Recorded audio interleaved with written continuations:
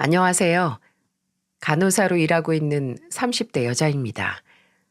낳아준 정보다는 키워준 정, 마음으로 낳은 자식이라는 말들이 있잖아요. 그저 핏줄이나 유전자로 이어진 관계보다는 사랑과 헌신으로 키운 관계가 더 돈독하고 끈끈하다는 뜻이겠죠. 하늘이 점 찍어준 부모 자식 사이만큼 개인의 상황에 따라 가족으로 묶인 관계도 그 무엇보다 따뜻하고 또 애틋해질 수 있지만 잘못하면 그 어떤 것보다 잔인해질 수도 있는 것 같습니다. 가족이라고 묶이긴 묶였지만 정말 남보다도 못한 관계. 제 사랑하는 남편이 이번에 그 관계에서 완전히 벗어나게 되었어요.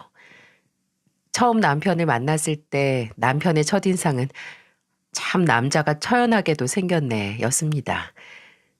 지인의 친구였던 남편은 정말 우연하게 들어간 식당에서 처음 만나게 됐죠. 지인과 식사를 하고 있던 남편과 가볍게 인사를 나눈 게 전부인데 이상하게 그날 밤에도 다음날 아침에도 남편의 얼굴이 떠오르는 겁니다. 정말 이상하죠? 근데 다르게 생각을 하면 그때는 이게 운명인가? 이게 첫눈에 반한다는 건가? 하는 허무맹랑한 생각을 하기도 했어요. 깔끔하고 담백한 생김새에 마치 눈이 소복하게 내려서 조용해진 숲 같은 첫인상. 너무 시적인가요? 근데 정말 남편의 첫인상이 딱 그랬거든요. 계속해서 제 머릿속을 떠나지 않는 그 사람 때문에 저는 그 당시 별로 친하지도 않은 지인을 들들 볶아서 제발 한 번만 소개시켜달라고 애원을 했습니다. 근데 그 지인은 한숨을 푹 쉬더니 제게 그러는 겁니다. 걔는 누구 안 만나. 혼자 있는 게 제일 편한 놈이야. 라고 말입니다.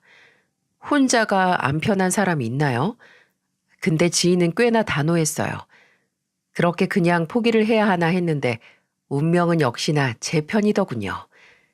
이제는 건너 얼굴만 본 사이가 아닌 환자와 간호사 사이로 다시 만나게 됐습니다.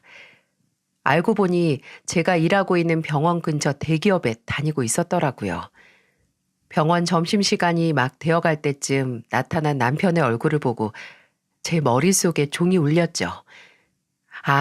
이건 하늘이 돕는 기회다. 정말 지금 놓치면 천하의 멍청이다 하고요. 다행히 남편도 제 얼굴을 기억하고 있더라고요. 몸이 안 좋았는데 회사 점심시간에 점심도 포기하고 병원에 들른 거였어요. 그런데 얼굴을 보고 반갑게 인사를 할 만한 사이는 아니라고 생각을 했는지 가볍게 목례만 하더군요. 안녕하세요. 어떻게 이렇게 또 만나네요? 네, 그러네요. 여기서 일하시는지 몰랐어요. 이 근처에서 일하시나 봐요. 여기 주변에 회사가 많긴 한데. 근데 어쩌죠? 지금 병원 점심시간이라서 1시간 후에 오셔야 진료 볼 수 있는데. 어쩔 수 없죠, 뭐. 박간, 나 밥 먹고 와요. 원장님, 잠시만요. 저는 이 기회를 놓칠 수 없어서 점심을 먹을 생각에 신난 원장님을 붙잡았습니다. 어리둥절해하는 원장님에게 작은 소리로 말했어요. 평생 은인으로 모실 테니까 저 사람 진료 좀 봐달라고요. 평소 이런 부탁은 절대 하지 않고 원리 원칙을 따지는 제가 세상 애절한 표정으로 부탁을 하니 원장님은 하는 표정을 짓더니 짓궂은 표정으로 알겠다고 하셨습니다. 저의 점심시간과 원장님의 점심시간까지 희생해가면서 남편에게 눈도장 제대로 찍었네요. 그 후로 일하는 곳이 가까운 저희는 종종 마주쳤습니다. 출근길에도 점심시간에도 퇴근길에도 확실히 얼굴을 자주 보니까 조금이라도 정이 든 건지 어쩌다 퇴근길에 남편을 만나서 남편이 저를 차로 데려다 준 적이 있었거든요. 저는 그 자리에서 남편에게 제 속마음을 넌지시 털어놓았어요. 사실 처음에 준호 씨 봤을 때부터 마음에 있었고 지금까지 계속 수작을 부렸던 거라고요. 근데 남편도 어느 정도 제 마음을 알고 있었던 건지 그렇게 많이 놀라지 않더라고요. 제 고백에 불편해하는 눈치는 아니었지만 진지한 표정으로 제게 말했습니다. 가희 씨, 너무 좋은 분인 거 아는데 제가 지금은 사람을 만날 생각이 없어서요. 그럼 친구는 어때요? 그냥 친구로 지내요. 이렇게 만나면 집에도 데려다 주고 만나면 밥도 먹고 또 점심시간에 병원 진료도 보게 해줄 수 있는 친구요. 태어난 제 말에 남편은 호탕하게 웃었고 그렇게 친구부터 시작했어요. 남편은 문턱이 높은 만큼 참 어려운 사람이었습니다. 예민하거나 까다로운 게 아니라 뭐랄까요? 좀 보이지 않는 선이 많은 사람이었죠. 친구가 되고 거의 반년 만에 연애를 했는데 연애 초반에도 어딘지 전보다 가까워진다는 느낌이 안 드는 거예요. 그런 사람에게는 그저 시간이 약이라고 생각을 했죠. 그냥 저도 저 나름대로 진심으로 대하면 언젠가는 저 철옹성이 열리겠지 하고 기다렸습니다. 남편은 저와 연인이 되고 1년 정도 지났을 때 저를 보고 이 사람이라면 결혼하고 싶다는 감정을 처음 느꼈을 때 제게 자신의 모든 걸 보여줬습니다. 본인의 사소한 것까지 기억하는 저를 보고 처음으로 결혼을 생각했고 또 본인의 자취방에 먼저 와서 너무 편하게 TV를 보고 있는 저를 보고 결혼을 생각했다고 하더군요. 또 제가 먼저 가족 이야기를 덤덤하게 털어놨을 때 저와의 진지한 관계를 꿈꿨다고 하더라고요. 저한테는 몸이 조금 불편한 남동생이 있었는데 남동생은 다리 두 쪽 길이가 달라서 군대도 못 갔고 평소 길이를 맞춰주는 신발을 신고 다니거든요. 일상생활에 큰 문제는 없지만 어렸을 때는 그걸로 놀림도 참 많이 받았어요. 그래서 한 번은 제가 남동생 얘기를 하면서 걔 초등학교 때 내가 매일 업고 다녔다. 사내 놈이 눈물도 많아서 놀림받아서 울면 내가 방까지 직접 찾아가서 놀린 애들 전부 혼내줘서 내 별명이 선생님들 사이에서 쌈딱 누나였다 하는 얘기를 웃으면서 했어요. 그 이야기의 어느 부분이 남편의 마음을 움직였는지 남편은 그 후로 조금씩 본인 이야기도 털어놓기 시작했습니다. 마음 편히 들어주는 사람이 있으니까 마치 몇 년을 억눌러 왔던 댐이 무너지는 듯 속 얘기가 콸콸콸 쏟아지더군요. 그런데 남편의 살아온 얘기를 듣다 보니까 왜 이 사람에게 다가가는 문턱이 그리도 높았는지 충분히 납득이 됐습니다. 나 초등학교 입학했을 때쯤 어머니가 돌아가셨거든. 그래서 어머니에 대한 기억은 얼마 없어. 그냥 어머니 손잡고 동네 산책하고 대공원 가고 집에서 어머니가 해준 반찬 투정하는 정도? 그리고 어머니가 동네에서 작게 아동복 가게를 했는데 매일 거기 가서 어머니랑 같이 있었던 거. 근데 이제 막 초등학교 들어간 애가 부모님의 죽음을 얼마나 이해했겠어. 내가 어머니 빈자리가 어떤 의미인지 다 깨닫기도 전에 아버지는 재혼하셨지. 새어머니도 재혼이라서 딸을 데리고 왔거든. 나보다 2살 어린 동생이 생긴 거지. 근데 난 그때 새 가족이 생긴다는 생각에 또 좋았다. 참, 웃기지? 사람을 내가 좋아했거든. 근데 그게 내 기대하고 완전 다르더라고. 우리 아버지는 지방 현장 돌아다니면서 막노동을 해서 한 달에 집에 있는 시간이 일주일도 안 됐거든. 그래서 늘 집에는 나랑 새로운 식구가 된 모녀, 이렇게 셋만 있었어. 근데 그 식구에 내가 포함이 안 되는 거야. 무슨 소리인지 알겠어? 나는 새롭게 꾸려진 식구 취급을 못 받았던 거지. 새어머니가 날 정말 없는 취급했거든.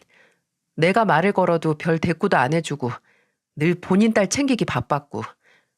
처음엔 내가 뭘 잘못한 줄 알았어. 어린애가 뭘 알겠어. 차별이니 뭐니 알아채지도 못했지. 근데 중학교 올라가면서 내 교복 하나 안 사주는 걸 보고 실감했어. 정말 나한테는 돈 한 푼 안 주고 가족 취급도 안 하는구나 하고 말이야. 그럼 아버님께 얘기는 안 했었어? 했었지. 근데 집을 무슨 숙박업소처럼 쓰는 아버지가 뭘 하시겠어. 그냥 여자들은 원래 그런다. 같은 여자라서 서로 더 돈독한 거다. 네가 잘하면 새어머니도 너한테 잘한다. 그런 소리만 늘어놓는 거야. 나는 매년 키가 자라서 교복 바지는 점점 줄어드는데 바지 하나 사달라고 말을 못했어. 그래서 학교 졸업한 선배들이 기증하고 간 교복 무더기에서 내가 입을 걸 찾았거든. 나중엔 그것도 도 같아서 눈대중만 봐도 저건 딱 나한테 맞는다. 바로 알았다니까. 내가 헌 교복 찾는 선수가 됐을 때 동생은 중학교 입학한다고 번지르한 새 교복 3벌이나 사주셨더라.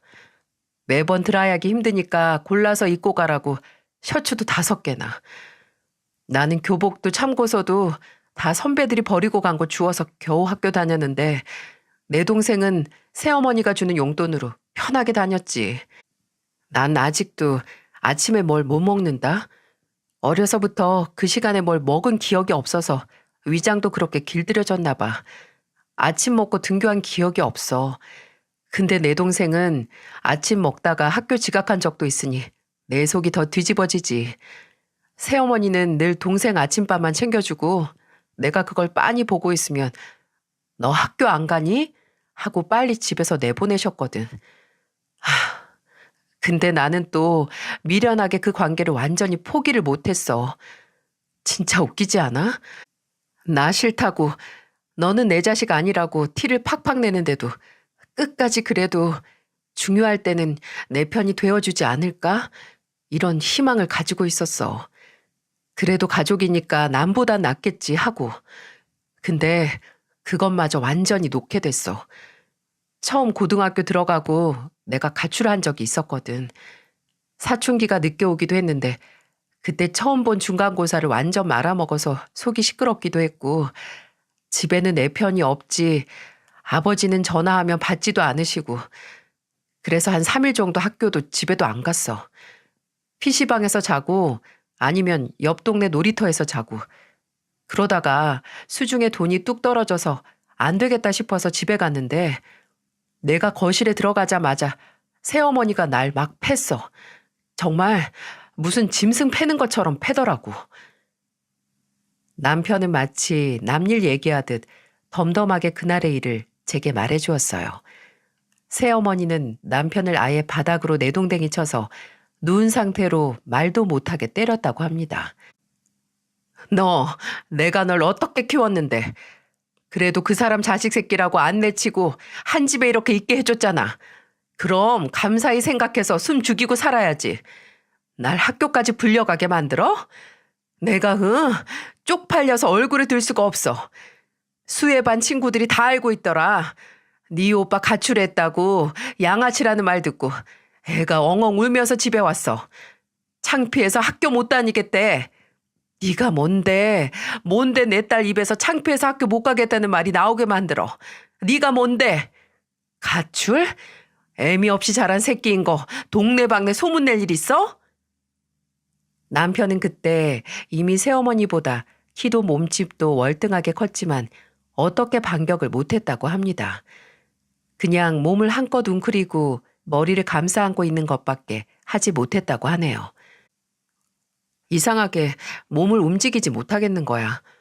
아프다기보다는 확실히 너무 아팠는데 사기가 꺾였다고 해야 할지 진짜 손 하나 꼼짝 못하겠고 신음소리 하나 낼 수가 없었어. 몸에 멍이 들고 입술이 터지는 것보다 내 안에 그나마 혼자 처절하게 잡고 있던 가족이라는 끈이 완전히 끊어진 느낌? 뭐가 무너진 것 같기도 했고 뭘 기대했던 걸까? 진짜 더 억울했던 건 내 몸에 멍이나 터진 상처가 다 사라졌을 때쯤 아버지가 집에 오셨다는 거야.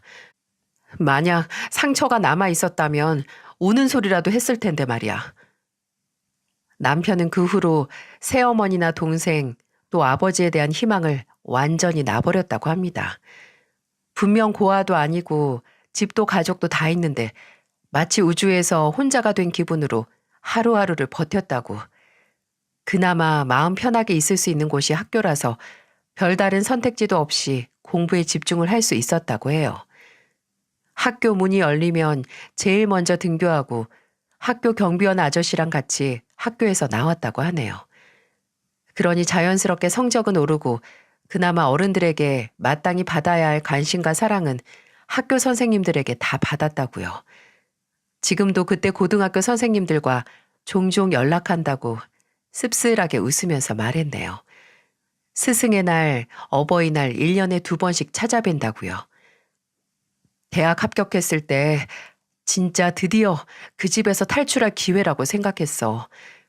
그냥 고등학교 진학하는 것처럼 또 다른 학교에 입학하는 것뿐인데 그래도 어른이 돼서 나 스스로 앞가림을 할 수 있겠다는 무조건적인 믿음이 있었지. 그때 고등학교 졸업하고 바로 취업한 친구가 있었거든.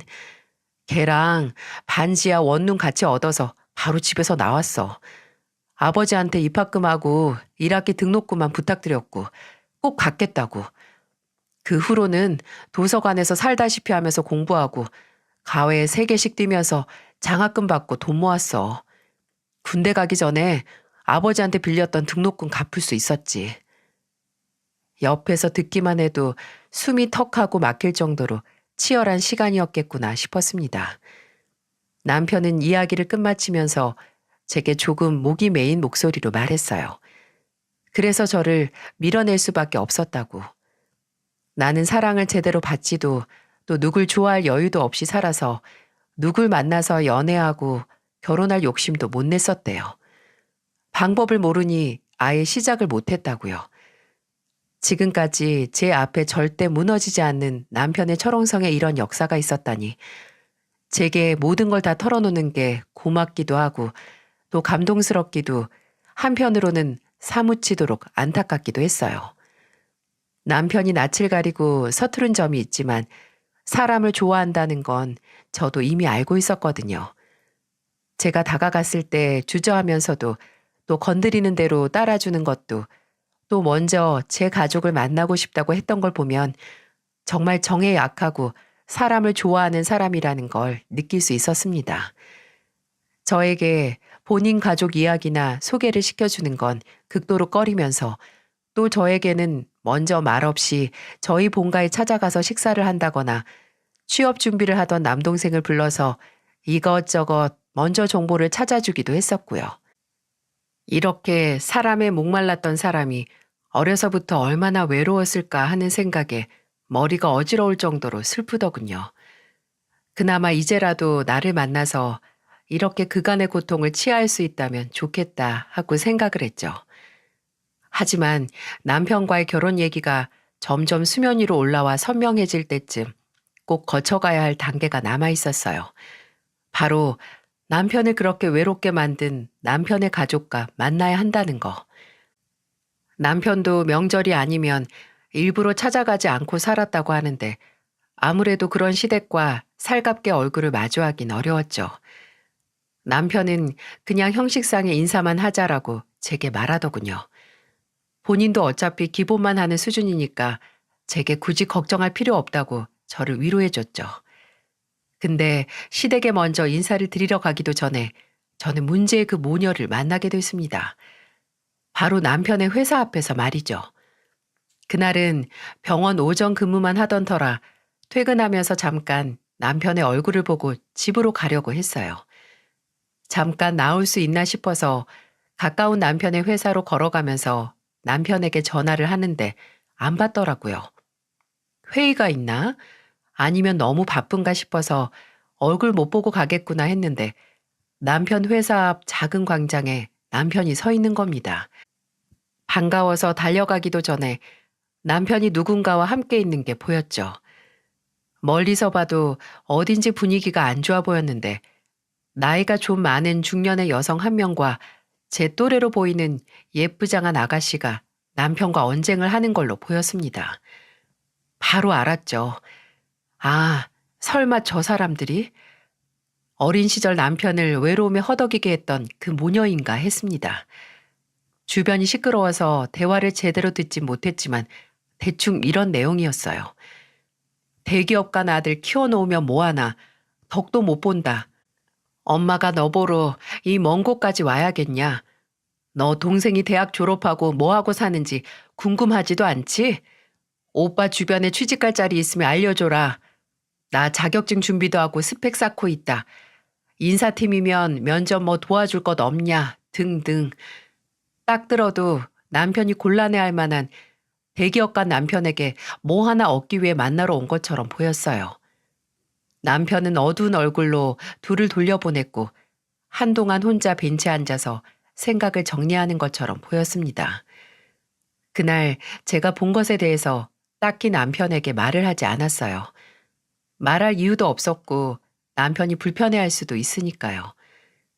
그 후 그 모녀와의 두 번째 만남을 갖게 됐습니다. 바로 드디어 문제의 시댁으로 인사를 드리러 가게 된 거죠. 어딘지 저보다도 남편이 더 긴장한 것처럼 보였습니다. 마치 본인의 치부를 완전히 드러내게 된 사람처럼 뻣뻣하게 굳어서 보기 어찌나 안쓰럽던지요.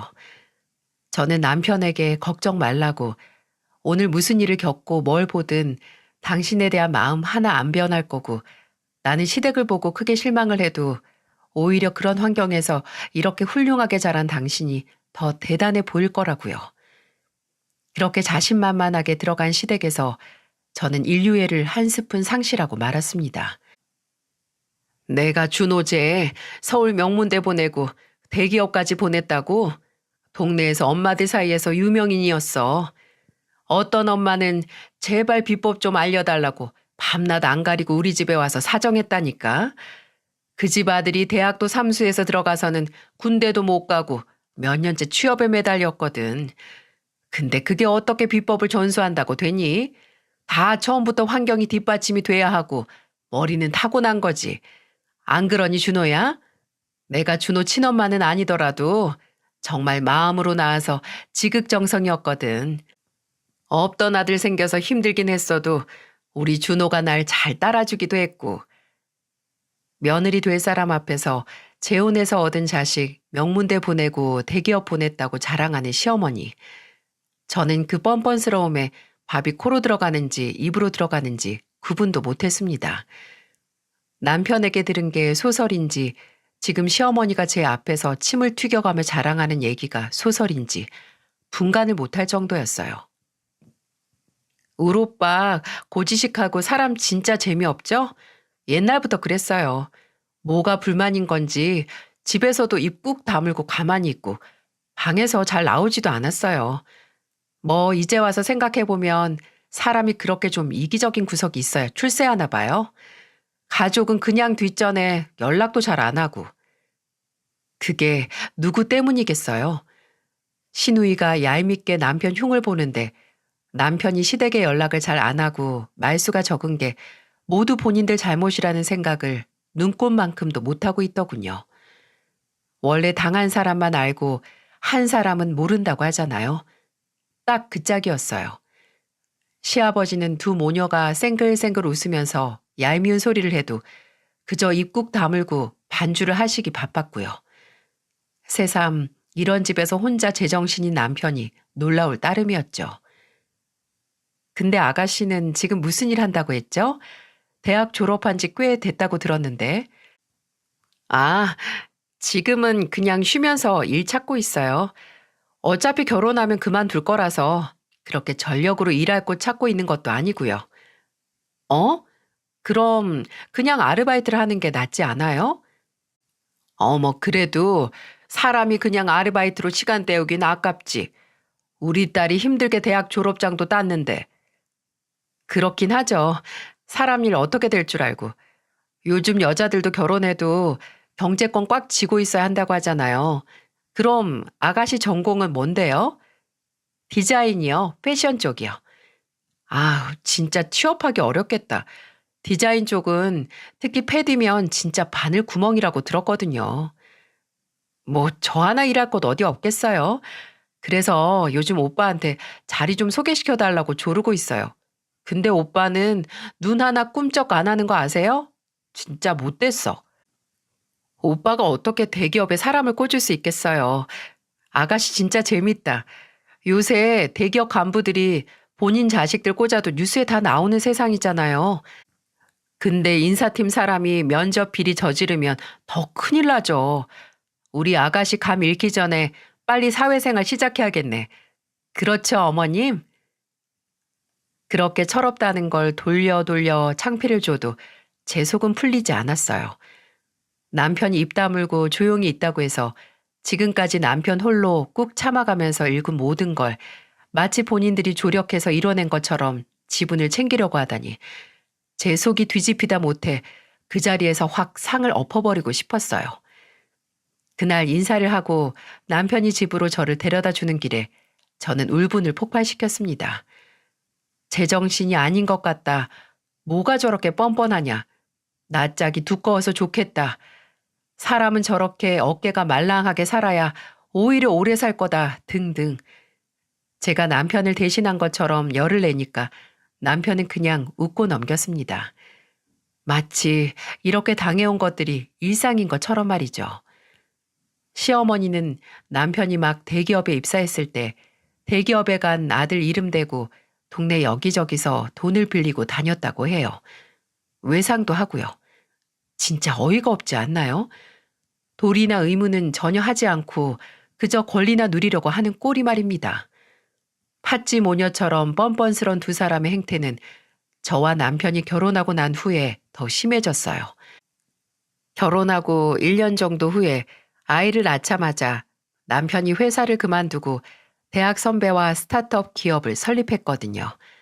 몇 년을 고민하던 끝에 용기를 내서 사업을 시작한 거죠. 근데 남편이 그 선배와 공동대표가 되자마자 시누이가 득달같이 연락을 해서 하는 말, 오빠, 나 오빠 회사에 취업하면 안 돼? 대표 소리 듣는 오빠 덕 좀 보자. 아니, 이제 막 시작한 회사에서 심지어 아무런 관련 없는 패션 디자인 전공하고 제대로 된 회사를 다닌 경력 하나 없는 시누이를 뭘 보고 취업을 시켜주나요? 시어머니까지 남편한테 찾아와서는 다른 거 안 되면 리셉션 데스크에라도 앉히라고 하는데 그때는 회사 연지 얼마 되지도 안 됐던 터라 리셉션 자리도 없었습니다. 남편이 시누이에게 블라인드 고용해서 최종 합격하면 취업시켜 주겠다라고 하니까 몇 달 연락도 안 했죠. 두 모녀가 아주 크게 토라진 겁니다. 그것도 몇 달 후에 주머니 사정이 여의치 않았을 때 도로 연락을 했어요. 둘이서 태국 여행인지 뭔지 가고 싶은데 돈 좀 보태달라고. 그저 지들 아쉬울 때만 찾는 그런 인간들이었죠. 남편의 사업이 어느 정도 안정기에 들어섰을 때 시어머니의 콧대는 하늘을 찌르기 시작했어요. 회사 대표 아들을 뒀다고 아주 기세등등해져서 여기저기 남편 이름을 팔고 다니기 바빴죠. 그 당시 시아버지는 상가 건물 경비 일을 하고 계셨고 시어머니는 일을 안 하고 계셨는데 시아버지에게 이제 일 그만두라고 아들이 사업하는데 멋없게 왜 일을 하냐고 하기도 했어요. 누가 들으면 남편이 사업해서 3대가 먹고 살 정도로 돈방석에 앉은 줄 알겠더라고요. 남편은 그래도 아버지가 계시는 집이니까 생활비 명목으로 매달 용돈을 보내드리긴 했거든요. 종종 시댁이 있는 동네에 가면 모르는 어르신들이 준호 엄마 며느리 아니냐고 요즘 돈 좀 만진다며 하면서 말을 걸어오기도 했습니다. 안 그래도 가기 싫은 시댁에 더 가고 싶지 않은 이유가 쌓였죠. 시누이도 뭘 믿는 건지 아예 취업 준비도 안 하고 사는 것 같았습니다. SNS를 보면 매일 평일 주말 할 것 없이 놀러 다니더라고요. 한 번은 정말 대형 사고를 쳤는데 남편이 사업을 같이 하는 관계자들끼리 모임을 갖는 날이었습니다. 중요한 모임이라서 제게는 늦으니까 먼저 저녁을 먹으라고 말해둔 날이었어요. 그런데 밤 9시가 되기도 전에 남편이 어두운 얼굴로 집으로 들어오는 게 아니겠어요? 일찍 들어왔네. 난 늦는다고 해서 그래도 12시 정도에 들어오는 줄 알았지. 제가 말을 걸어도 내내 한숨만 쉬고 얼굴이 빨개져서 연신 마른 손으로 얼굴을 쓸어내리기만 할 뿐이었어요. 제가 조용히 남편이 먼저 입을 열기를 기다리고 있는데 찬물로 세수를 한번 하고 와서 드디어 말을 하더군요. 모임 자리에 최수의 개가 갑자기 들이닥쳤어. 에? 아가씨가? 아니 왜? 그냥 지나가다가 우연히? 그럴 리가 있어. 내 생각에는 어머니한테 들은 것 같은데 어제인가 어머니한테 전화가 와서 오늘 바쁘다고 했거든. 사업 같이 하는 사람들이랑 모임 있다고. 이상하게 어디서 하냐, 뭐 먹냐 물어보셔서 생각 없이 다 말했지. 근데 아휴, 수혜한테 말하려고 물어보신 거였나 봐. 내가 진짜 미쳐. 아니, 아가씨가 뭐하러 그 자리에 끼고 싶어 해? 아, 혹시 아직도 당신 회사에 취직하고 싶어 해? 그건 아닌 것 같고 딱 하고 온 게 남자 만나러 온 거야. 내가 사업한다는 사람 만난다고 하니까 바로 튀어온 거지. 내가 말했잖아. 결혼하고 팔자 피고 싶어 하는 애라고. 남편은 그 당시 모임에서 있었던 수치스럽고 두고 보기 민망한 상황을 제게 설명을 해줬어요. 아가씨는 마치 우연인 것처럼 세상 놀라면서 과장된 인사를 남편에게 하더니 누가 권하지도 않았는데 냅다 그 자리에 앉아서 본인 소개를 하고 대화를 하기 시작했다고 하는 겁니다. 우리 오빠랑 만나는 거 재미없죠? 저는 오빠랑 달라요. 저는 재밌다는 얘기 정말 많이 듣거든요. 어머, 여기 잠 비었네. 제가 한 잔 따라 드릴까요? 근데 혹시 오빠 회사에서 일하시는 분이세요? 아니면 거래처? 남편은 그 자리에서 창피하고 화가 나서 시누이를 끌고 나왔다고 해요. 그리고 정신 좀 차려라. 너 조금 있으면 30대라고. 알아서 앞가림 하라고. 요즘 어떤 여자가 취집을 하려고 하냐고. 너 이러는 거 다른 여자들도 욕보이는 짓이다. 부끄러운 줄 알아라. 훈계를 했더니 남편에게 쌍욕을 하고 집으로 돌아갔다고 합니다. 아니, 화를 낼 게 누군데 누구한테 쌍욕을 하나요? 오빠가 사업상 만난 모임에 갑자기 나타나 그렇게 회방을 놓다니 정말 기상천외할 정도로 비상식적인 행동 아닌가요? 그 후로도 몇 번 남편은 시어머니에게 시달렸습니다. 네 동생이 너 생각해서 간 자리에서 그렇게 창피를 주냐? 동생이 잘 되는 게 그렇게 배가 아프냐? 헛소리를 해대서 남편이 그냥 무시하고 끊어버렸죠. 그런 방법으로 잘 된 동생이면 내가 안 보는 데서 알아서 잘 되라고 하니까 시어머니가 아무 말도 못 하시더라고요. 그때 모임이 정말 중요했던 게 그 당시 남편 사업이 조금 주춤할 때였거든요. 사업 시작하고 한 4년 정도 지나서 안정기인가 싶었는데 그게 아니었던 거죠. 함께 사업을 했던 공동대표인 사람도 갑자기 발 뺀다 난리를 쳐서 남편이 새 거래처를 뚫기 위해 홀로 고군분투했던 때였어요. 그런데 그 자리를 시누이가 그렇게 망쳐버리니 남편이 머리 끝까지 화가 날 수밖에요. 근데 이렇게 제 눈에 찰 돈 많은 신랑감 사냥을 하느라 찬물 더운 물 안 가리던 시누이가 드디어 제 짝을 찾게 됐습니다. 대체 어느 불쌍한 남자가 신세 망칠까 했는데 대기업 연구원으로 돈 꽤나 잘 벌고 괜찮은 집안 사람이라고 시어머니가 아침 대바람부터 전화를 해서 자랑을 하시더라고요. 연애한 지 아직 몇 달 안 됐을 때부터 이미 사위 돈으로 효도관광할 생각하는 시어머니를 보면서 혀를 끌끌 찼죠. 그렇게 좋아서 당장 하늘로 날아갈 것 같은 시어머니를 보니 마치 저희 집의 행복을 시어머니와 시누이에게 뺏긴 기분이었어요. 남편의 사업이 다시 살아날 기미가 안 보여서 더 그랬겠죠. 공동대표는 잠수 타서 사라지고 당장 직원들 월급을 줘야 하는데 매달 적자인 상황에 자금은 이미 다 떨어져서 바닥을 보인 터라 남편의 눈앞은 깜깜했을 거예요. 그나마 몇 달 제가 번 돈으로 저희 집 식구들이 살긴 했어도 그저 마른 우물에 물 채워 넣는 꼴이었어요. 남편은 계속되는 경험난에 아예 사업을 접기로 했습니다. 정리할 것 정리해서 마지막으로 직원들에게 월급 겸 퇴직금을 나눠주고 저와 남편의 공동 명의로 된 아파트도 정리해서 작은 빌라에 월세로 들어가게 됐죠. 당장 180도 달라진 일상생활에 아직 어린 아들에게 너무 미안하고 남편이 원망스럽기도 했어요.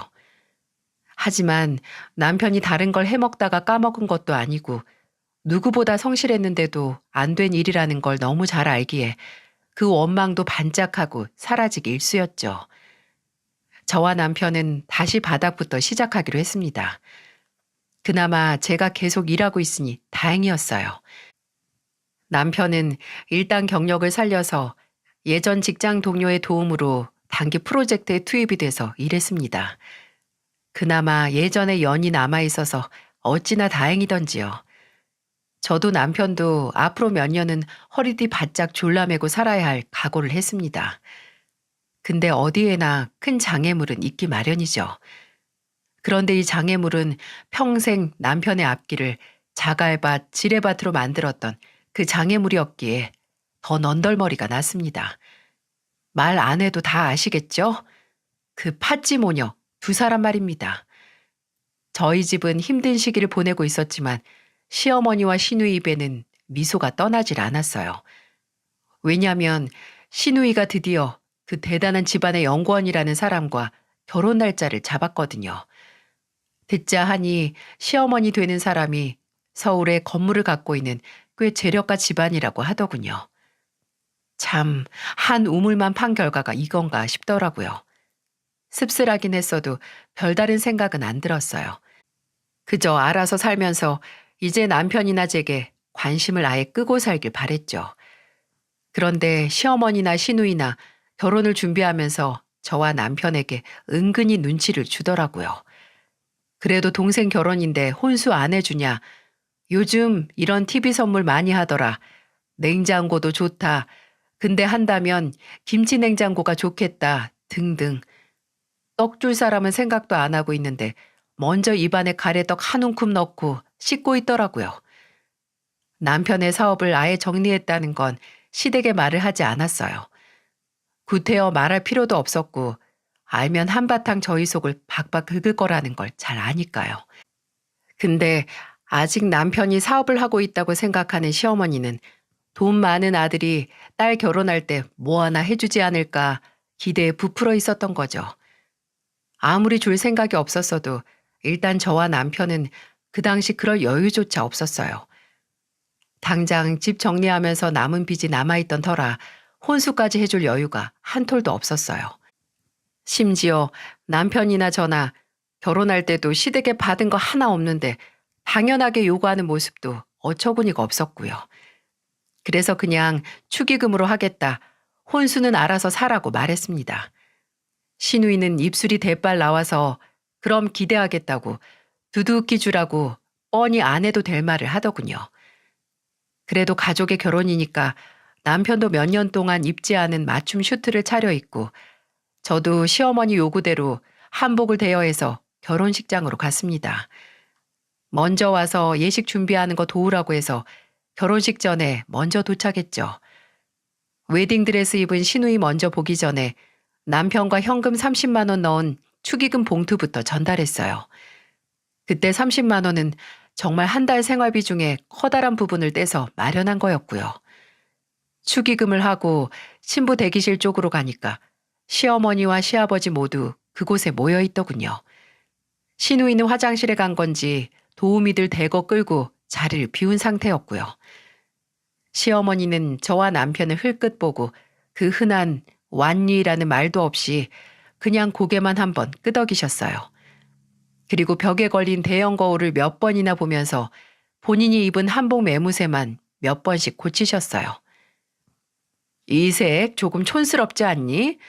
맞출 때 몰랐는데 여기 조명이랑 어찌 안 맞나? 여보 어때요? 내 얼굴이랑 좀 떠 보이지 않아요? 사람 아는 척도 안 할 거면 뭐하러 일찍 오라고 하셨는지 모르겠더군요. 그냥 사람 한 번이라도 더 부리려고 하신 거죠. 제게 별다른 말도 안 하셔서 저는 일단 구석에 있는 의자에 아들을 앉히고 가방에 가져온 주스팩 하나 꺼내서 들려줬습니다. 지루할 테지만 얌전히 앉아 있으라고요. 주스팩에서 나온 빨대 쓰레기를 들고 쓰레기 버릴 곳을 찾아 두리번거리고 있는데 사람을 계속 무시하던 시어머니가 슬금슬금 제 쪽으로 오시더라고요. 그리고 제 어깨를 한번 본인 어깨로 쓱 밀치면서 물으셨습니다. 예, 너네 축의금 얼마 넣었니? 큰 거 한 장은 넣었어? 아니면 두 장? 축의는 홀수로 한다고 하는데 여유 있으면 세 장 넣지. 그렇죠. 제일 궁금하고 제게 물을 건 그것뿐이셨겠죠. 저는 깊게 나올 것 같은 한숨을 목구멍으로 삼키고 말했습니다. 아니요, 크게 못하고 30만 원 넣었어요. 그것도 앞자리는 홀수긴 하네요. 제가 가볍게 말을 했는데 어딘지 시어머니 반응이 이상했습니다. 말없이 저를 조금 쎄한 얼굴로 빤히 보는데 뭐지 싶었어요. 시어머니께서 별말이 없으시니 저는 찾던 쓰레기통을 다시 찾기 시작했고 그때 목덜미 쪽에서 둔탁한 고통이 느껴졌어요. 저는 무슨 일인지 확인할 틈도 없이 한복 저고리가 뜯어지는 소리가 나면서 바닥에 주저앉았습니다. 경악스러운 얼굴로 뒤를 돌아보니 씩씩거리며 숨을 몰아쉬는 야차 같은 시어머니 얼굴이 보였고 그런 시어머니가 한 손을 부들부들거리며 제 저고리에 뜯긴 부분으로 보이는 걸 쥐고 있었어요. 그래요. 시어머니가 제 저고리 목덜미 쪽을 잡아 뜯어내면서 제가 넘어진 거죠. 믿을 수가 없었습니다. 대체 뭐 때문에 저런 괴력까지 발휘하면서 저를 밀친 건지요. 그 모습을 모두 본 남편과 아들, 시아버지까지 제 쪽으로 달려오면서 소리를 쳤어요.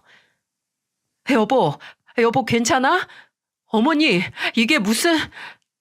여보, 당신 이게 지금 뭐 하는 짓이야? 새 아기 옷을 왜 잡아 뜯어? 엄마 괜찮아? 신부 대기실에 있던 식장 직원들까지 제게 와서 부축해 주는데 얼굴이 다 화끈거렸어요.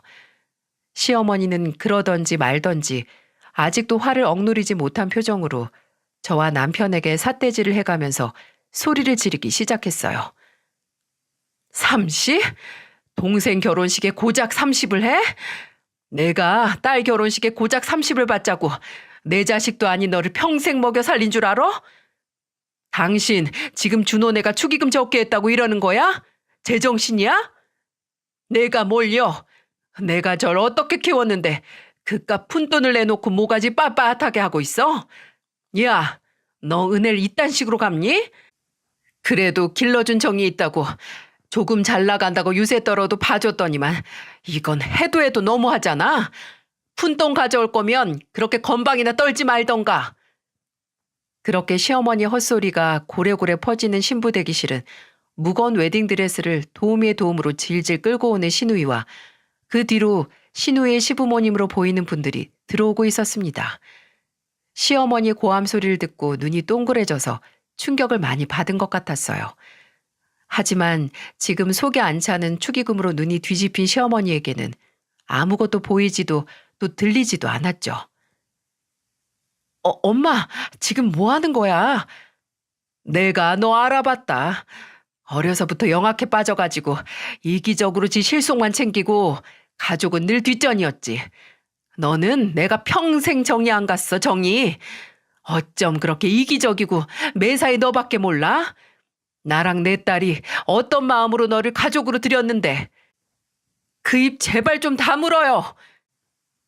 악을 쓰는 시어머니에게 남편이 참지 못하고 반격을 시작했습니다.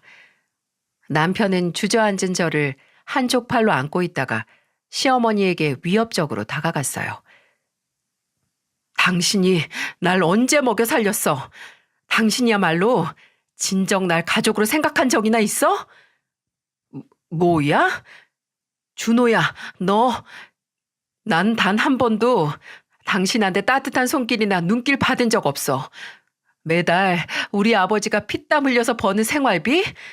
한 번도 제대로 내 입으로 들어온 적이 없었다고. 당신 나 중학교 입학하고 고등학교 입학했을 때 교복이나 책가방이나 신발 제대로 된 거 사준 적 한 번이나 있어? 없잖아. 그렇다고 급식비를 제때 줬어? 나는 매달 교무실에 불려갔어. 급식비도 밀리고 학비도 밀려서. 나중에 나 불쌍하게 생각한 담임 선생님이 대신 내준 적도 있어. 그렇게 집에서 밥 한 공기만 더 먹어도 눈치만 줬으면서. 뭐? 키워주는 애? 나는 차라리 고아로 있었던 게 나아. 뭐? 이 빌어먹을? 정신없이 쏟아지는 남편의 폭언에 시어머니는 다시 손을 치켜들었습니다. 남편은 그런 시어머니의 팔을 잡아 제가 시어머니에게 밀쳐 넘어진 것처럼 시어머니를 땅바닥으로 밀었어요. 그 과정에서 시어머니가 입은 한복 소매 한쪽이 뜯어져 버렸죠. 김양숙 씨, 당신은 나 키운 적 없어. 주제 파악 좀 해. 당신은 자식을 키워선 안 되는 사람이야. 재혼해서 만난 자식은 자식 취급도 안 하고 성공한 후에야 그나마 뭐 빼먹을 것 없나 하고 주변에서 맴돌고 진짜 자식이라고 오냐오냐 키운 자식은 딱 당신처럼 키웠잖아. 남의 등골이나 빼먹는 뻔뻔한 기생충으로. 이제 이만합시다. 이만했으면 나도 그나마 10여 년 한 집에서 같이 한 사람으로서 도리 다 했어요. 하나 있는 딸 결혼 잘 시키세요. 이제 남의 자식인 아들한테 뭐 하나 뺏어 먹을 것 없나 눈치 보면서 살지 말고 잘난 사위 등골 빼먹으면서 딸이랑 오순도순 사세요. 여보, 가자. 남편은 그대로 제 손을 잡고 식장을 나왔습니다. 그 순간 남편과 시아버지가 눈이 마주친 것 같았는데 시아버지는 먼저 눈길을 피했어요. 식장을 나오면서 뒤에서 시어머니가 온갖 욕으로 저주를 퍼붓고 시누이가 통곡을 하는 소리가 들리긴 했어도 저도 남편도 뒤돌아보지 않았죠. 남편은 집에 도착하자마자 바로 모든 기력을 쓴 사람처럼 기절하듯 잠들었습니다. 그리고 7시간을 아주 깊게 자더군요. 그리고 일어나서 비척비척 거실로 나와서 말했습니다. 마치 꿈을 꾼 것 같아. 남편은 그날 식장에서 있었던 사건이 마치 꿈 같았다고, 내가 지금까지 꿈꿨던 복수를 한 것 같다고 하더군요. 지금껏 계속 시어머니나 시누에게 온갖 폭언을 내뱉고 뒤도 안 돌아보고 돌아서서 평생 만나지 않는 꿈을 꿨는데 이제야 그 순간이 이루어졌다고 말이죠. 저는 남편에게 참 보잘것없는 꿈이라고 말했습니다. 그 말을 들은 남편은 바람 빠지는 소리를 내며 웃었고 저도 그 모습을 보면서 웃었어요. 남편은 결혼 전에 제게 가족 이야기를 털어놓으며 처음으로 시어머니에게 맞았던 날 가족에 대한 희망을 버렸다고 했는데 아니었던 거죠. 저와 결혼을 하고도 시어머니와 시누이가 있는 가족이란 울타리에서 완전히 빠져나오지 못하고 있었던 것 같다고 했습니다. 그렇게 일주일 정도 아무 생각 없이 그저 일상을 살았어요. 근데 남편이 평소보다 늦게 집에 들어오더군요. 종종 밤에 대리운전을 하기도 해서 그런 줄만 알았는데 시아버지를 만나고 왔답니다. 둘이서 술 한잔 했다고 알딸딸한 얼굴로 말하더군요. 남편은 어딘가 초월한 얼굴로 말했어요. 아버지도 그때 사는 게 힘들고 지쳐서 나 신경 쓸 겨를이 없으셨대.